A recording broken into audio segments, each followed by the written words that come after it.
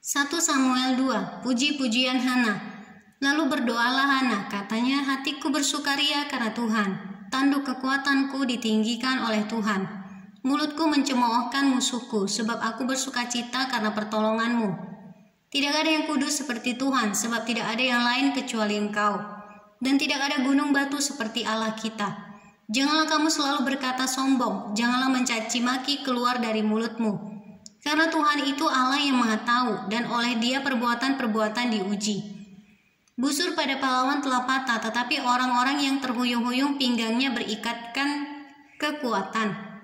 Siapa yang kenyang dahulu sekarang menyewakan dirinya karena makanan, tetapi orang yang lapar dahulu sekarang boleh beristirahat. Bahkan orang yang mandul melahirkan 7 anak, tetapi orang yang banyak anaknya menjadi layu. Tuhan mematikan dan menghidupkan, Ia menurunkan ke dalam dunia orang mati dan mengangkat dari sana. Tuhan membuat miskin dan membuat kaya, Ia merendahkan dan meninggikan juga. Ia menegakkan orang yang hina dari dalam debu dan mengangkat orang yang miskin dari lumpur, untuk mendudukkan dia bersama-sama dengan para bangsawan, dan membuat dia memiliki kursi kehormatan, sebab Tuhan mempunyai alas bumi, dan di atasnya Ia menaruh daratan. Langkah kaki orang-orang yang dikasihinya dilindunginya, tetapi orang-orang fasik akan mati binasa dalam kegelapan. Sebab bukan oleh karena kekuatannya sendiri seseorang berkuasa. Orang yang berbantah dengan Tuhan akan dihancurkan, atas mereka Ia mengguntur di langit. Tuhan mengadili bumi sampai ke ujung-ujungnya. Ia memberi kekuatan kepada raja yang diangkatnya dan meninggikan tanduk kekuatan orang yang diurapinya. Kejahatan anak-anak Eli. Lalu pulanglah Elkana ke Rama, tetapi anak itu menjadi pelayan Tuhan di bawah pengawasan Imam Eli. Adapun anak-anak lelaki Eli adalah orang-orang dursila, mereka tidak mengindahkan Tuhan ataupun batas hak para imam terhadap bangsa itu. Setiap kali seseorang mempersembahkan korban sembelihan sementara daging itu dimasak, datanglah bujang imam membawa garpu bergigi 3 di tangannya dan dicucukkannya ke dalam bejana atau ke dalam kuali atau ke dalam belanga atau ke dalam periuk. Segala yang ditarik dengan garpu itu ke atas, diambil imam itu untuk dirinya sendiri. Demikianlah mereka memperlakukan semua orang Israel yang datang ke sana, ke Silo. Bahkan sebelum lemaknya dibakar, bujang imam itu datang, lalu berkata kepada orang yang mempersembahkan korban itu, berikanlah daging kepada imam untuk dipanggang, sebab ia tidak mau menerima daripadanya daging yang dimasak, hanya yang mentah saja. Apabila orang itu menjawabnya, bukankah lemak itu harus dibakar dahulu, kemudian barulah ambil bagimu sesuka hatimu? Maka berkatalah ia kepada orang itu, sekarang juga harus kau berikan, kalau tidak, aku akan mengambilnya dengan kekerasan. Dengan demikian sangat besarlah dosa kedua orang muda itu di hadapan Tuhan, sebab mereka memandang rendah korban untuk Tuhan.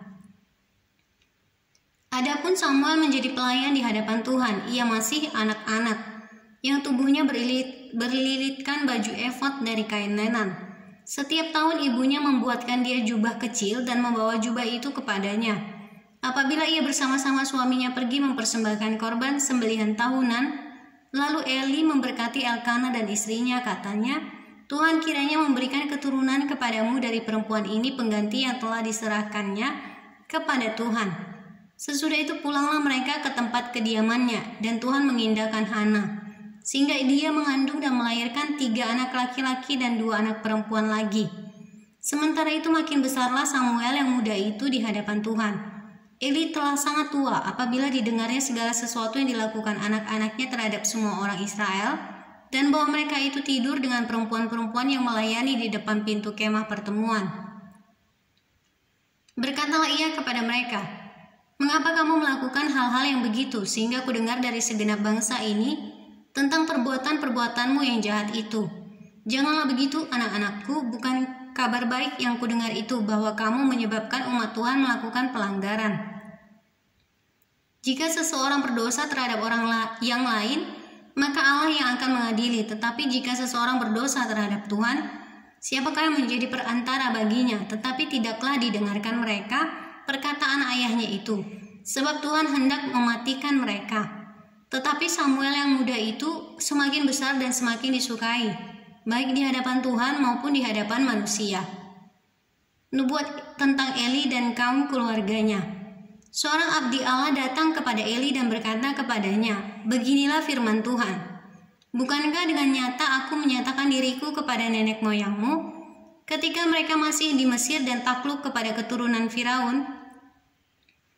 Dan aku telah memilihnya dari segala suku Israel menjadi imam bagiku, supaya ia mempersembahkan korban di atas mezbahku, membakar ukupan dan memakai baju efod di hadapanku. Kepada kaummu telah kuserahkan segala korban api-apian orang Israel. Mengapa engkau memandang dengan loba kepada korban sembelihanku dan korban sajianku yang telah kuperintahkan, dan mengapa engkau menghormati anak-anakmu lebih daripadaku, sambil kamu menggemukkan dirimu dengan bagian yang terbaik dari setiap korban sajian umatku Israel? Sebab itu demikianlah firman Tuhan Allah Israel, sesungguhnya aku telah berjanji keluargamu dan kaummu akan hidup di hadapanku selamanya. Tetapi sekarang demikianlah firman Tuhan, jauhlah hal itu daripadaku. Sebab siapa yang menghormati aku akan kuhormati, tetapi siapa yang menghina aku akan dipandang rendah. Sesungguhnya akan datang waktunya bahwa aku akan mematahkan tangan kekuatanmu dan tangan kekuatan kaummu, sehingga tidak ada seorang kakek dalam keluargamu. Maka engkau akan memandang dengan mata bermusuhan kepada segala kebaikan yang akan kulakukan kepada Israel, dan dalam keluargamu takkan ada seorang kakek untuk selamanya. Tetapi seorang daripadamu yang tidak kulenyapkan dari lingkungan mezbahku akan membuat matamu rusak dan jiwamu merana. Segala tambahan keluargamu akan mati oleh pedang lawan. Inilah yang akan menjadi tanda bagimu, yakni apa yang akan terjadi kepada kedua anakmu itu, Hofni dan Pinehas. Pada hari yang sama keduanya akan mati, dan aku akan mengangkat bagiku seorang imam kepercayaan yang berlaku sesuai dengan hatiku dan jiwaku. Dan aku akan membangunkan baginya keturunan yang teguh setia, sehingga ia selalu hidup di hadapan orang yang kuurapi.